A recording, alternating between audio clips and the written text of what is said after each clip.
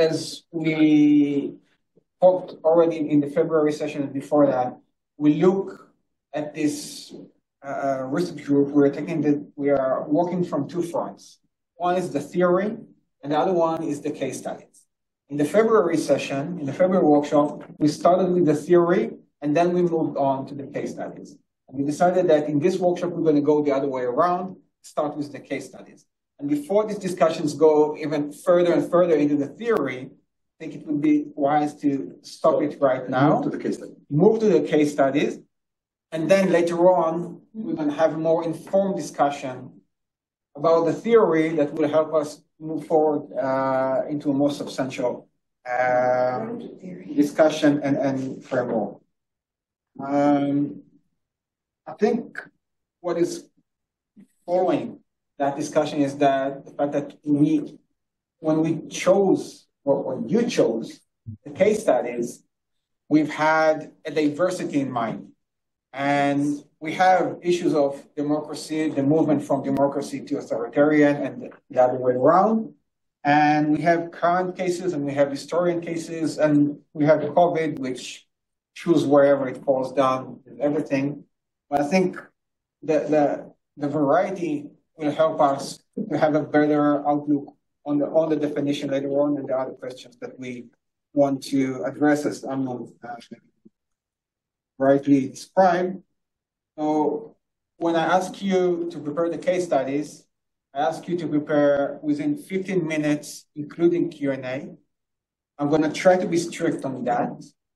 But in order to actually allow you to present your case studies properly, because we don't want to take down the meaty part of the session,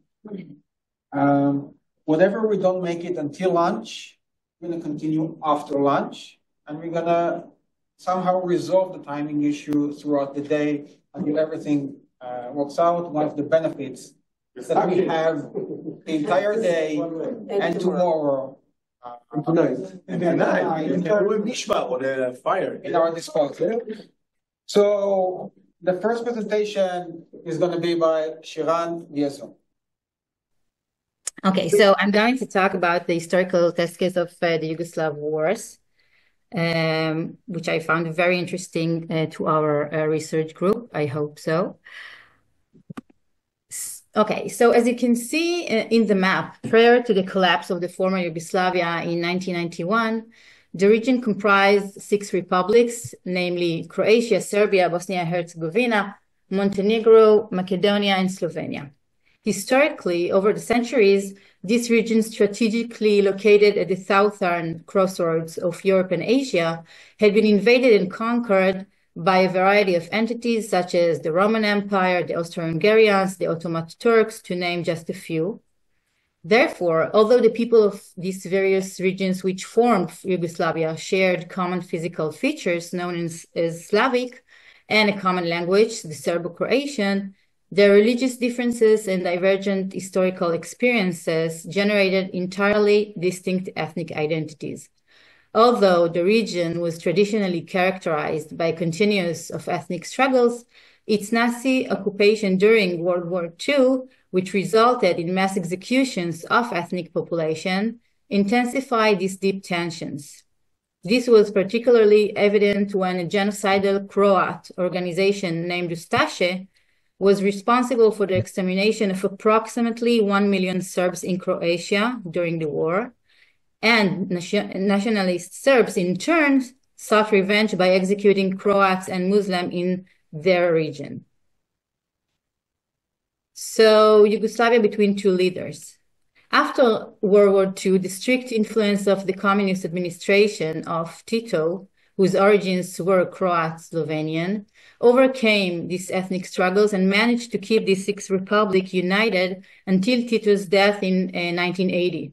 The ultimate trigger of the 1999 breakdown of the former Yugoslavia is mainly attributed to the economic crisis and the end of the communist rule, which generated a sharp rise in Serbian nationalism among Belgrade intellectuals during the mid-80s, which also strongly resembled Slobodan Milošević's nationalist rhetoric, as we all know.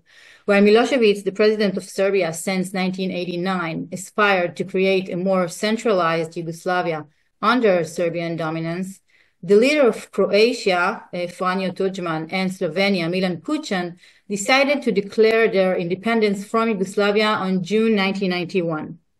They did so without offering any guarantees regarding the security of the 500,000 Serbs living within their territories, and Milosevic in turn started to use force in the name of protecting these Serbian minorities in the regions. See also on the right a photo of an opinion article published in the New York Times in November 1990 on the eve of the violent conflict's eruption. Entitled, "Why Keep Yugoslavia One Country?" This article actually debated the fundamental question of whether the US government should continue to bolster Yugoslavia's national unity. The origins of the US support of Yugoslavia, despite the existing evidence of human rights abuses, was, as you know, political. It stemmed from the fact that this communist country was actually independent of Moscow, seen as a buffer straddling the East-West divide. Instead of helping the different republics to peacefully evolve toward democracy, the US traditionally chose to try and keep Yugoslavia united, lending economic support to the federal government in Belgrade that was too weak and especially oppressive. So the bloody conflict themselves. The 1919 Yugoslav wars, during which Bosnia and Herzegovina also declared its independence in 1992, were characterized by continuous bloody armed conflicts and the creation of detention centers and concentration camps, which were spread across the region, resulting in nearly 200,050 civilians being murdered, 20,000 women being raped, and no less than 2 million people being driven from their homes. Throughout these brutal struggles, the UN sent mediators to the region in order to initiate a framework for a lasting ceasefire and peace negotiation, as well as UN protection forces, but these efforts were largely unsuccessful in stopping the violence or the heinous atrocities. Only after several long, painful months of bloody conflict did the United Nations finally establish a commission of experts aimed at assessing the information collected regarding the terrible violation of international humanitarian law in the region. And on February 22nd, 1993, the UN Security Council adopted resolution number 808, which essentially decided to establish the ICTY. The bloody conflicts eventually ended only in 1995 with the signing of the Dayton Peace Accords by the Federal Republic of Yugoslavia, Croatia, and Bosnia-Herzegovina. So Belgrade, then and now. By December 1989, the economic hardships, chronic shortages, and unwillingness to reform created pressures on the Yugoslav Communist Party. Popular protests had emerged throughout the country. Under this pressure, the Yugoslav Communist Party attempted to lead a reform effort intended to maintain its power. Its solution was to hold free election in accordance with the one-person, one-vote principle, which in turn created immediate tension within the underlying ethnic divisions of Yugoslavia's different regions. The protests reached their peak in March 1991, as you can see on the left side of the slide, ending only when the Yugoslav People's Army tanks rolled out onto the streets. In the same months, but 34 years later, Serbia again faced mounting pressures from the streets. 2 months ago, on March 15, 2025, Belgrade witnessed the largest demonstrations since the 1990s. President Aleksandar Vučić, who has ruled the country since 2012, now struggles with a massive wave of demonstrations against his corrupt administrations. This demonstration marks the peak of a mass movement of 4 months of protests, starting with a deadly roof collapse at the recently renovated railway station in Novi Sad, which killed no less than 15 people last November 2024. And what began in the northern Serbian city quickly spread nationwide, led by students' unions demanding transparency, objecting the corruption, and demanding free election.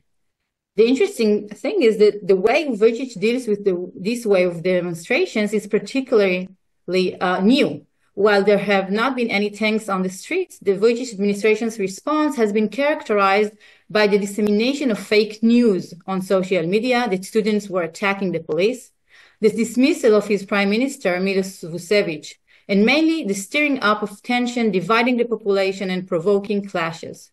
This time, Vucic regime surprisingly enjoined tacit support from European capitals and EU institutions, and also from Moscow, China, which is one of the most important investors in Serbia, and US President Donald Trump, who even sent his eldest son, if you remember, Donald Trump Jr., to Belgrade in March. These demonstrations have had fundamental impacts on the neighboring states. For example, they inspired Bosnian students who have rallied in Bosnia since February to demand accountability for last year's deadly floods. In addition, Croatia, which has maintained a democratic regime since breaking away from Yugoslavia, not only expresses support for Serbian students, but also sent a diplomatic protest after Belgrade detained and deported 5 Croatian citizens who were taking part in a meeting of civil society organizations in the Serbian capital in January. So again, Serbia between two leaders. As Spasojevic and Lonsar explain in their political scientific research, Serbia under Milosevic between 1990 and 2000 was a competitive authoritarianism, a society driven by ethnic conflicts, ruled by the dominant Socialist Party of Serbia with a strong nationalistic ideology. The government engaged in intimidation and harassments of opposition leaders and civil society representatives. The electoral defeat in 2000 was mainly attributed to international sanction, pressure from the opposition, economic hardship, and NATO intervention. And after the fall of Milosevic, Serbia seemed to be set for a rapid democratization at first glance. New political elites in the form of moderate nationalists who were more open and more democratic gained power. Zoran Dindic, Prime Minister of Serbia between 2001 and 2003, advocated pro-democratic reforms and integration into the European institution, as well as even cooperation with the ICTY. He was assassinated apparently by the Serbian mafia, which favored Milosevic. After Dindic, the Serbian state continued to be led by democratic leaders until 2012. So post-Milosevic Serbia was characterized by strong polarization between the parties, mostly driven by issues relating to Kosovo independence and the Serbian EU integration process. Elections were considered fair and free. Still, there were problems related to the establishment of independent institutions, such as media controlled by political pressures and weak division of power. Following 12 years of democratic transition, Serbia under Vucic from 2012 to present has gradually backslid into a new competitive authoritarianism. The Serbian Progressive Party rose to power. Since then, over the last decade, demonstrations have taken place in waves throughout Serbia, varying between protests against the dictator characteristics of the government, the violence within the Serbian society, protests in favor of freedom of the media, but also demonstrations regarding environmental issues and protests against the COVID-19 curfew.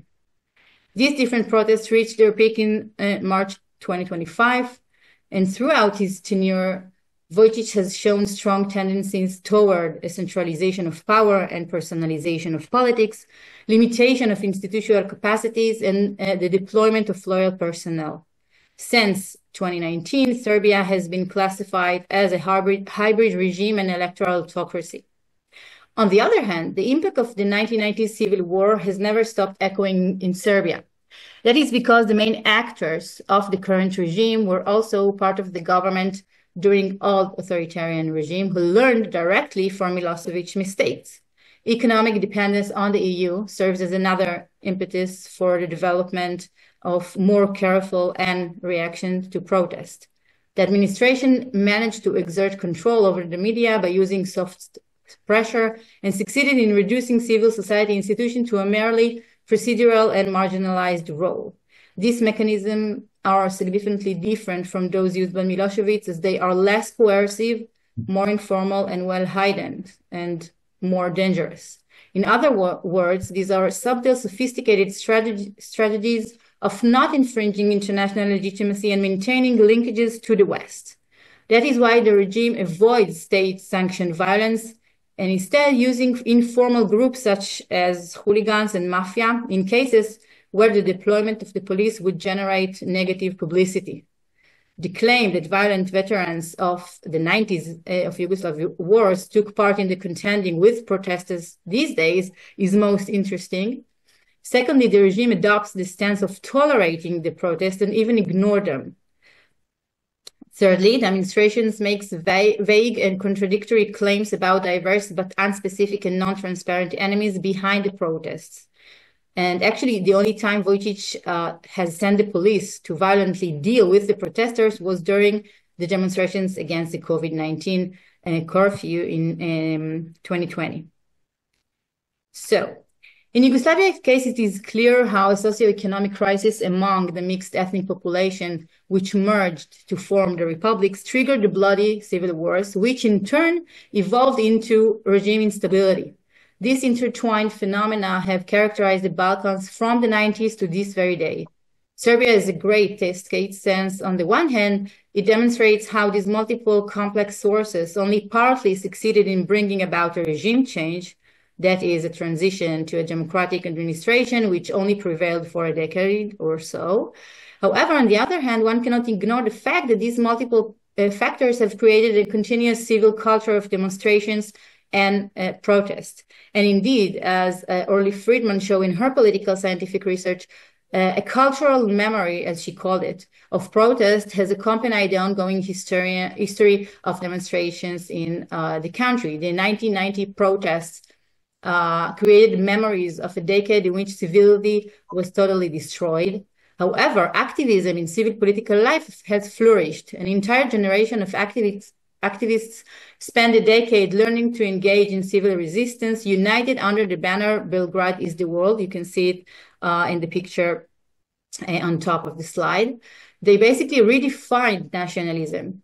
These students' movement slogan suggested a desire to overcome insularity brought about by nationalism and war and to find universal values that would connect Serbia to the world. Extremely interesting.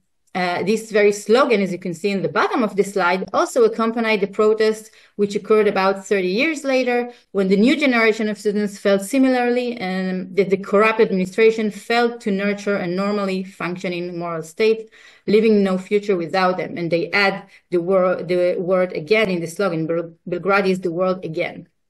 So in conclusion, the Western Balkans are characterized by a fragile civil society and geopolitical disputes which transcend state boundaries. These internal and regional factors make the region highly susceptible to local and external campaigns.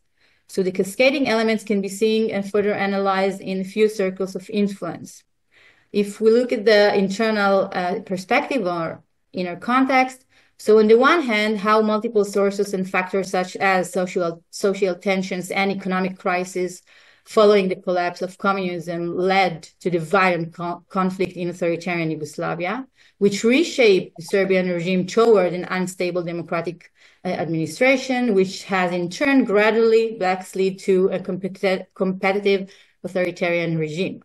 On the other hand, this factor yielded the culture of civil activism and protests, which became part of Serbia's civil political life. In turn, the new government, learning from the past, changed its policy and attitudes toward the protesters and the protests, using new subtle and sophisticated strategies to demolish civil activism.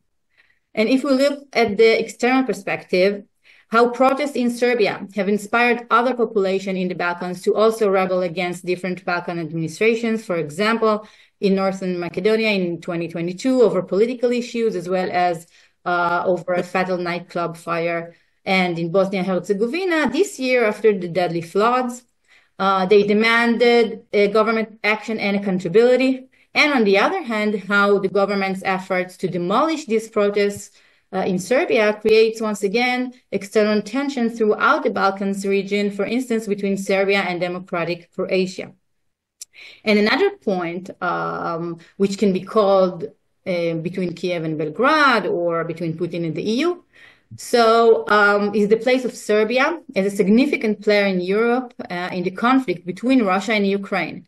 It is well known that the democratic vulnerability of the region lends itself to other superpowers' activities. Russia and China disseminate misinformation through ethnically divided media outlets and use propaganda to highlight the Russian or Chinese alliance as a superior alternative to the liberal world order. In particular, Putin, for instance, exploits deep division in Serbia and other Balkan states to promote his agendas. Serbia is a key state in the sense that it has the potential to influence other countries in the region toward alternative centers of power, especially in the light of the fact that many nationalist Serbians believe that the Russian victory would somehow allow them to reverse the setbacks of the 1990s, including the loss of Kosovo. In light of the fact that Serbia has been waiting for years since 2012 to join the EU, the Russian alternative does not seem so remote anymore. Indeed, just as Putin now talks of liberating Russians in Ukraine, Milosevic himself talked about liberating Serbs in Croatia in the 1990s. So, thank you for listening.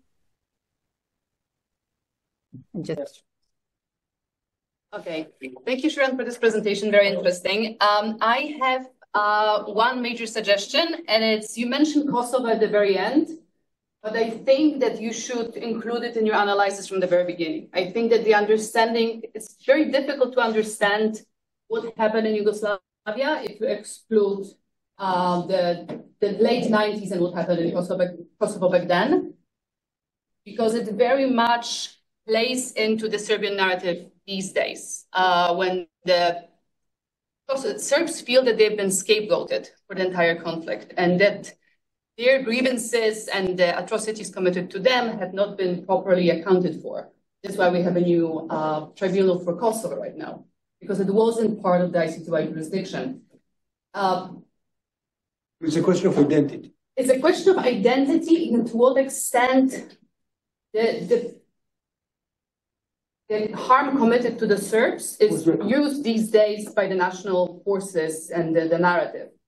So I'm glad you mentioned it at the very end, but I think it would add to your understanding of the entire situation if you don't finish in 95 the way ICTY did, but include all the conflict until 2000. That's about it. Yeah, definitely. I totally agree that the Kosovo issue is a key component when analyzing this crisis. And again, demonstrations against Milosevic came in three waves between 1991 to 1992, between 1996 to 1997, and also around 2000. And Kosovo was mainly controversial during this protest. So I totally agree with you. Thank you, Magda. No, but maybe it would take another just temporarily. So for me, it's a very interesting story. It will help me to add for my analysis if you could begin the conversation with a clear research question of what exactly are you looking for? What it is that you're trying to find beyond the narrative of what type of grievance led to what? Because if we're trying to think in terms of vulnerabilities and stress points and networks of leading to a cascading something, it will be helpful to identify variables more clearly, and then we can maybe. So I think you have it there. Just it would be helpful to retain a little bit of analytical clarity. The second has to do with the notion of authoritarianism. So as we've known for our research in the past 12 years, so part of what an emergency, part of the paradox or dilemma that an emergency raises is that in the name of democracy or retaining democracy, we turn to the state as this patriarch to save us, or the leader as a patriarch to save us, and we all have to be together, united. All the disagreements we have to put aside. We talked about those issues. because it's a natural tendency to just because the risk is so, we need to kind of bow our heads and stick together. So in what way is the difference between the two components, the Serbs and the Croats, or the two components that you identify, can shed an interesting light on that? So, something there, again, you have it, but might be helpful to highlight the difference, because maybe through the difference we can learn something interesting about those processes. Hi, Shiran, very interesting presentation.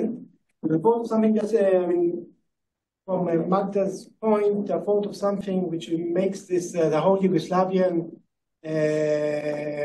presentation very interesting to our topic on the rule of law, legal institutions, is the question of how the building of legal institutions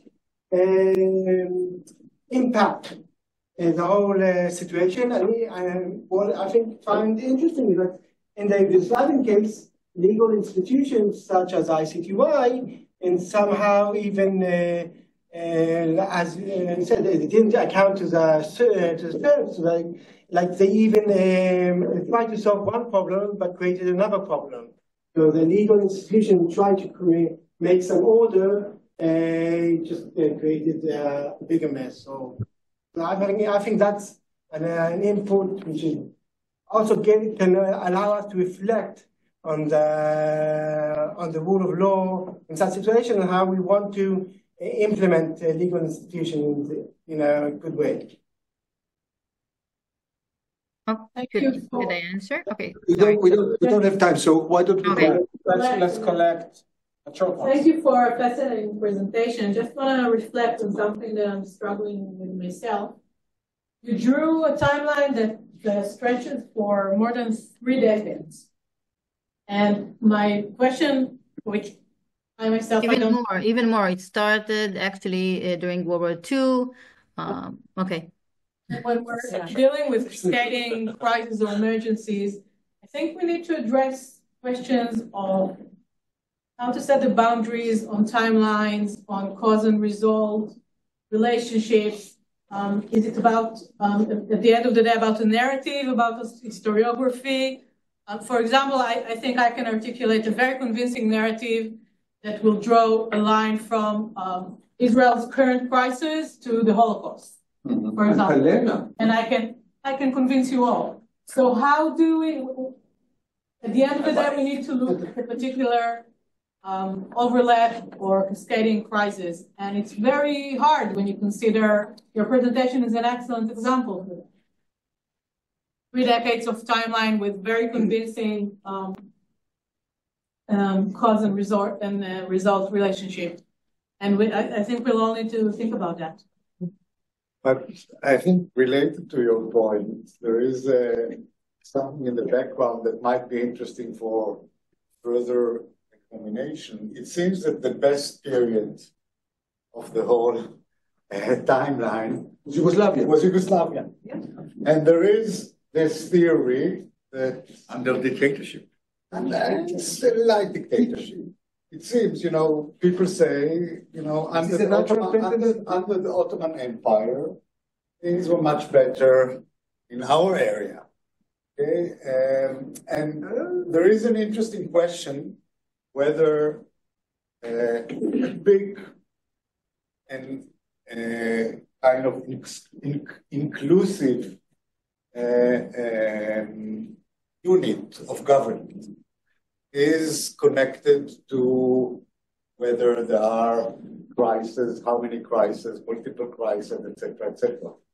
And I think it's an interesting question in comparative perspective. Do you think the Austro-Hungarian Empire, including Austria, right, could have worked if it was a democratic? Could Yugoslavia be a democratic Yugoslavia? Some kind of, maybe, Switzerland is a confederation with democratic and works. No, but the question is not whether it can work as a democracy or not, but whether it is more resilient to multiple and cascading crises. goes back to the question of just a quick follow-up to Maya and Elian. I think these are important questions, but I look at it from a capacity, in terms of scientific capacity to answer the questions that we raise. Right? So maybe there is an answer. Maybe we need a bigger. But I'm.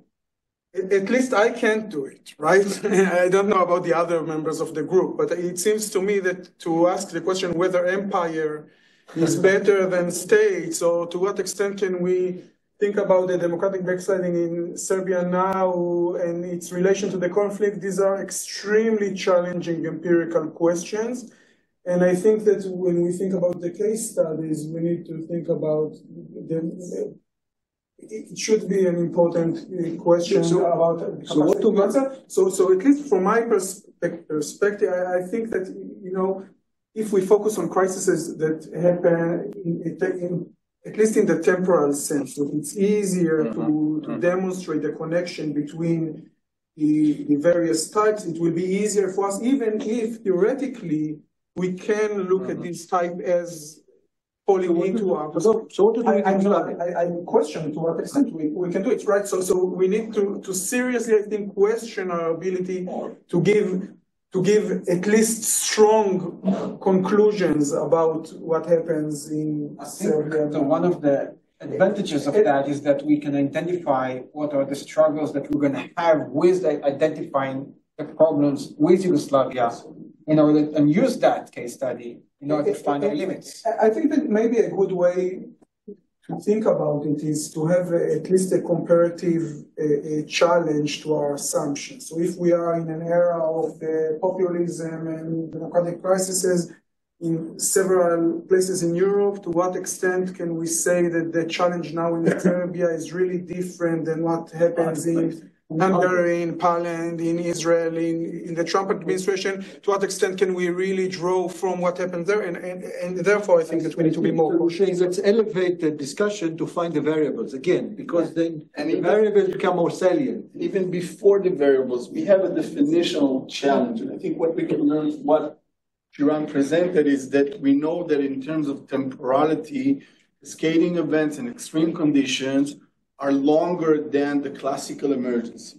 So we know that we need to define something which is more temporally sensitive from what we know. But from the other hand, we know that if we will go further and try to correlationally or causally relate that to other strategic factor or geostrategic factor, so as Yali said, this is not the table and we will not get out of it. I think maybe the case is just highlights the definitional elements before the variables. The definitional elements. He had a question too. I saw his hand. Thank you. So starting any story with a civil war is a great idea. It's wonderful. Yeah, for my interest, it's amazing. But I think for the purposes of this project, you don't have any institution called rule of law to begin with. That's why the conceptions under the UN kind of emergency, disaster, whatever, what they call complex humanitarian crisis or emergency is one in which the state is presumed to be absent and external assistance and intervention is required. So I think this is a distinct case, not only because of its complexity, but for the purposes of the research itself, we are in a place where we're devoid of any conception of rule of law to be impacted in whether it's cascading or otherwise. So we should be very careful in choosing the case studies. And civil wars in particular, and I know many, I've studied many, are difficult to kind of showcase a causality before and after. And so if we study, we might want to study what happened before the civil war that led to the civil war, because there was a state. Yeah. But after the civil war, and I have my own hypotheses, but it's not a settled question enough to be able to incorporate it as a factor in order to actually discover something else. So there's no settlement so some would attribute it to ethnicity, some would attribute it to constitutional crises and legitimacy. And so unless you have a narrative that you can actually gain some purchase amongst different constituencies, what you'll have is a cascading theory or complex emergencies theory that is reliant on a shaky presumption. Right. So that's why I think this case is going to be very difficult to incorporate into this kind of framework. But I'm not sure that I agree with mostly for two reasons. First, if we think about classical emergencies, wars is a major. We can't run away from it. Like this is one. So right, natural disasters, war, and other things. So wars, including civil wars, are civil wars. But the second thing is, right, so there are so many types of civil wars. The assumption that there's a total failure of government during a civil war is not necessarily the case. But in Yugoslav, there was I'm saying there might be cases like this, but if if you think about the Syrian civil war, right, so the Assad regime was always had some kind of state powers still in control. Even during the American Civil War, there was effective government to war. So I think that maybe we can say something like when there's a total failure of the state mechanisms and political institutions, this is something that it's more difficult for us. But I assume that in many cases, maybe a significant number of our examples will have to involve some kind of armed conflict, including some types of civil. But I want to take it. Just one sentence. This is an example, great example of what we're going to do tomorrow in the working groups. Okay? We're going to build on the case studies in order to go into you have this vision and we are blurring your vision. Yeah. We can't have it. We can't have more than half-hour discussion after each case study because we won't get anything done. So I have to stop this one here and I'm going to try to be stricter on the next case studies. So Magda. But I need a slide. Slide. I have one. I'm going to start with this disclaimer. Of sweet. We can see. This is not my main project. I've been extracted from the theory group. I've been kidnapped and thrown into the case study last minute. So that's not my major project. This I will present next week, but it's somehow related because it's a massive migration crisis as well. And this is what I'm going to do. I have one slide because what we really need here is the map for two reasons. One, to realize just how many different fractions are there. Second, to really take a close look at the neighboring states. And if I start in a second talking about the problem in Sudan, just look about pretty much anywhere around it, and you'll see that this is one of those situations when conflicts really feed into one another, also because of the migration pressure. And it goes both ways. So both from Sudan to Chad, from Central African Republic, from CAR to Sudan, the other way around. Then we have South Sudan and Sudan, which recently kind of stopped the conflict, and Eritrea and Ethiopia, which still, again, we have influx of refugees and IDPs pretty much around these borders. Now, I've chosen this conflict mostly because I wanted to challenge our two assumptions. One, that a crisis is an exception. It's a departure from the normal, ordinary times. In the case of Sudan, it really isn't. And I think Maya made this point of the narrative, and when do we start?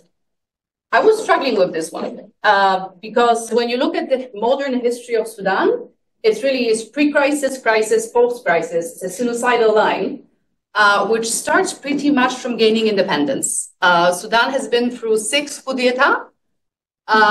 It's difficult to, excuse me. So we can try to really find the beginning of this specific, it's not even a crisis, it's just yet another cycle of violence. Yes, exactly. But it's a failed state in a way. It is a failed state, but then the question is, when was it not? So maybe it's not a good state case study. Maybe in failed states, as Fadi said, we don't have enough. There's nothing to. There's no rule of law from which. Yes. It's also a good example of how it's difficult in these kind of cases when there's a total collapse of state apparatus and a dissolution of the social fabric. How it's difficult to narrow down what's the cascading effect, because it implies some sort of linearity, right? There's a line of points we can connect. There is.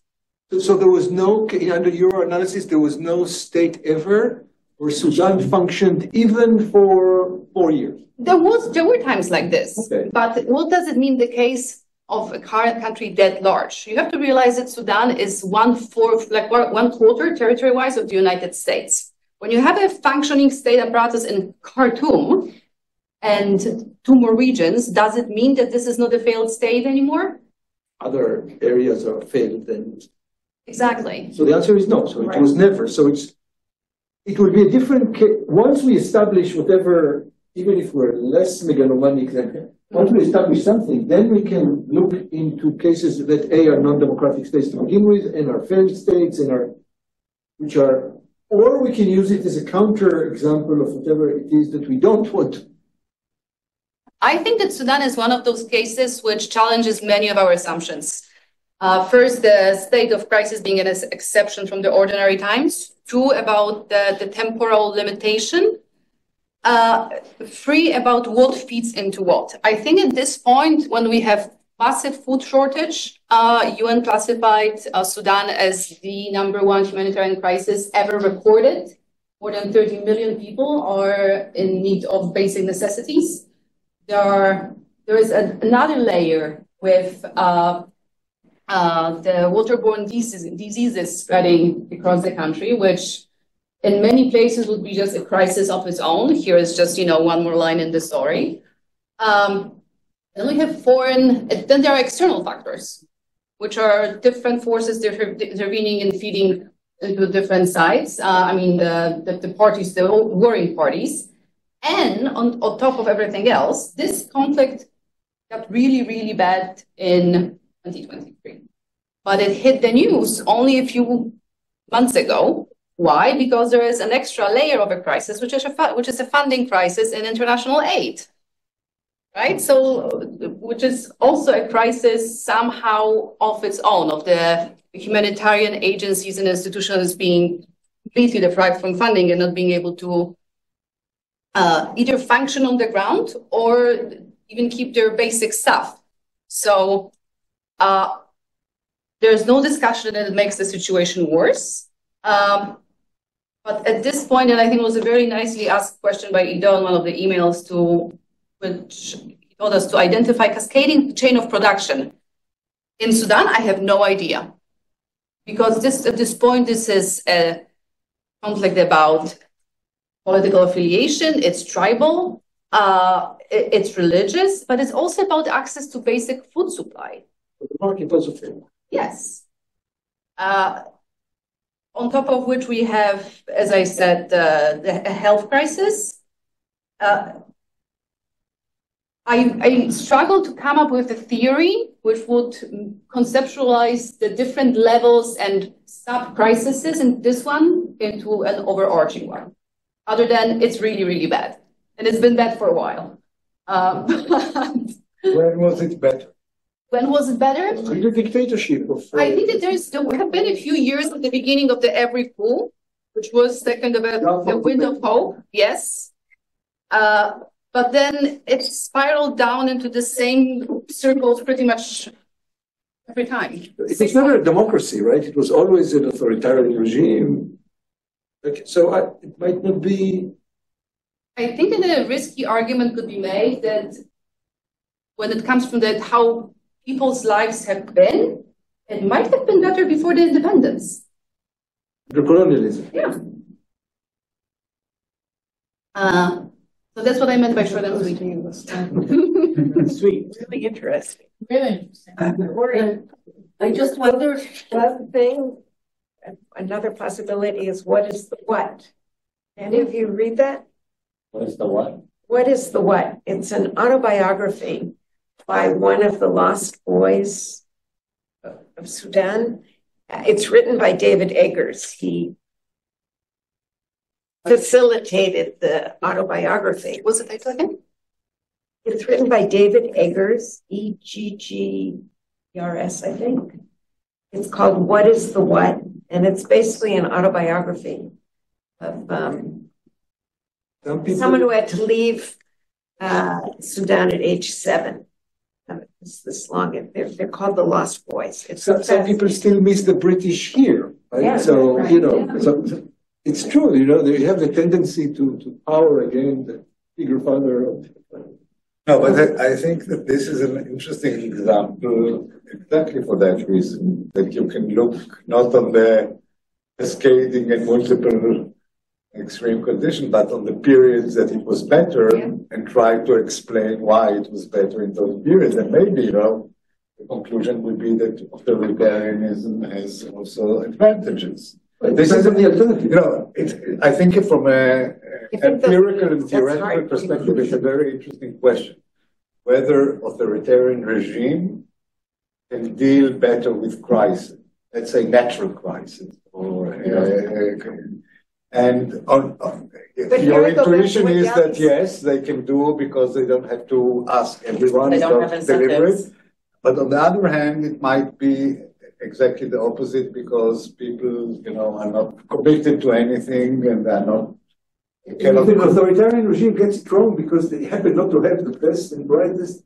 Maybe, but I'm saying this is an interesting question from our perspective. But I think that is beyond something that we can address. I mean, going back to Fadi's point and Yali's point. If we have a large N, Stephen Hawke will have a large N and will do a large N of, you know, correlation between. Which I also have problems with.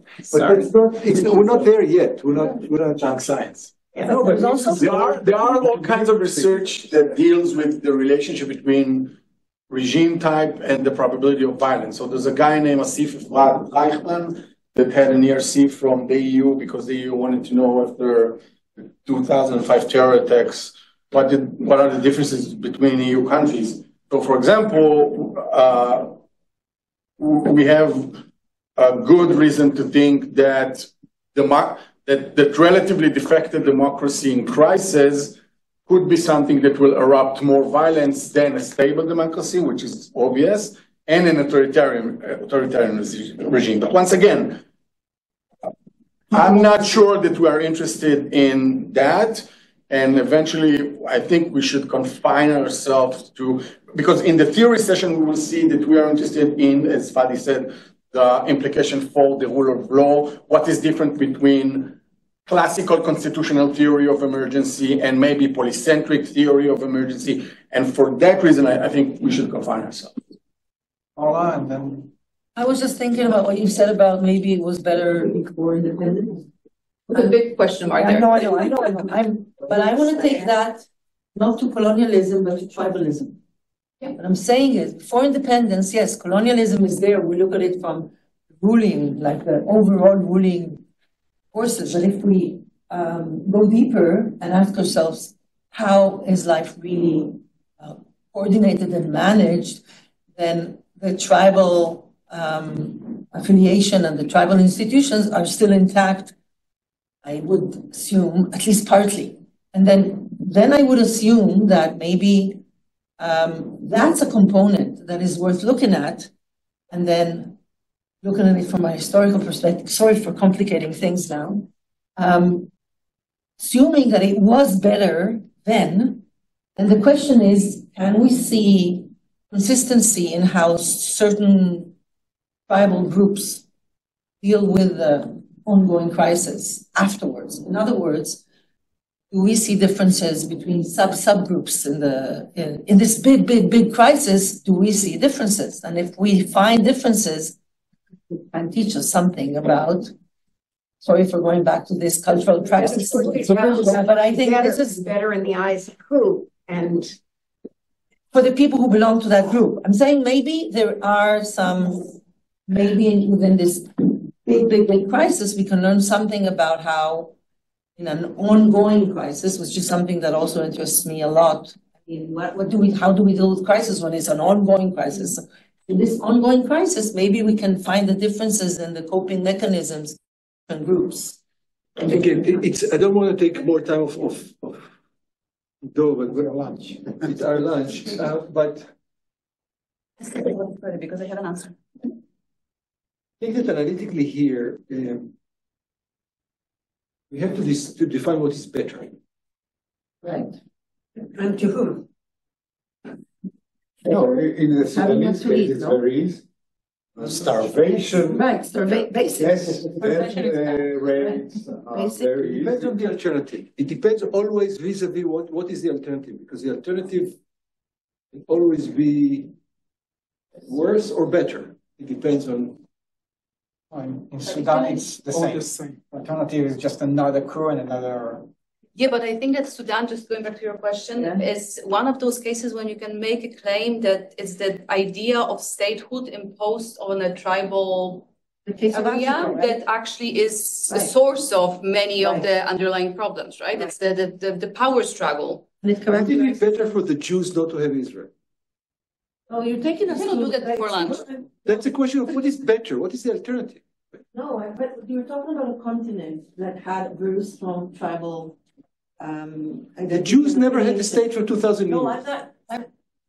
Look, I don't want to go to any comparative. I think it's too complicated to add the Jews into the equation now. So let's keep it simple with Africa, okay? So Africa, what you just told me, what you just described about Sudan, is characteristic of other countries in Africa that went through I would say in a kind of an artificial process of tearing apart tribal affiliations and constructions in favor of reorganizing, right? Modern states reorganizing groups, not according to what for generations and generations organization meant. That's what I'm saying here. I'm putting aside colonialism. Yes, they were a factor. Allow me to put them aside and concentrate on the lower, underneath layers of that. Because I'm interested in coping mechanisms, and I'm just saying that maybe that's a way of looking at the coping mechanisms could be a tool to understand how they deal with crisis. So maybe a takeaway reflection from this case can be our assumption that a state is always a solution to a crisis, or that well-functioning state is always So it has to do with what Carl said before. Yes. But where do we start? But without an alternative example, you can't have a strong state. I agree. Again, a follow-up to it, right? So we don't have this alternative structure to say, wow. Yes, we have a utopian anarchy, tribal, or peaceful coexistence. No, but Africa as a continent can have a lot of parallel or comparative examples work with. I don't know. But all of them are colonial. No, pre-colonial. State. The pre-colonial is not really make anything. And it wasn't peaceful, right? As compared to what? Exactly. I'm saying, pre-colonial, pre-technological. Humanity, pre-modern nation states wasn't the most peaceful. We have the Roman Empire example. Yeah, but I would be very careful about utilizing terms of tribe, ethnicity, and stuff like that as explanatory. I think researchers have done a lot of damage in attributing substance to those kind of attributes instead of trying to actually see the politics outside. I mean, obviously it's part of people's identities. in Lebanon, the civil war can be explained by religion, but it also can be explained by the constitutional crises that preceded that civil war and the presence of Palestinians. The same thing I can say about Northern Ireland. So we need to be careful in not attributing to identities this kind of, whether tribal, whether these kind of substantive traits in explaining conflict. There's a lot of politics that's happening there. Also, maybe we can, if we take as situations that we see that is the constant there, the constant ongoing crisis, and then we look at something that happens there. I know about the water crisis for the last 20 years, and see how it affects on what does. And now it's not a liberal democracy, but might no, still the problem is not. It's a failed state. So I was thinking along those lines, but if you want to say anything about cascading, and the state itself is not present, and was not present in any in the past in any.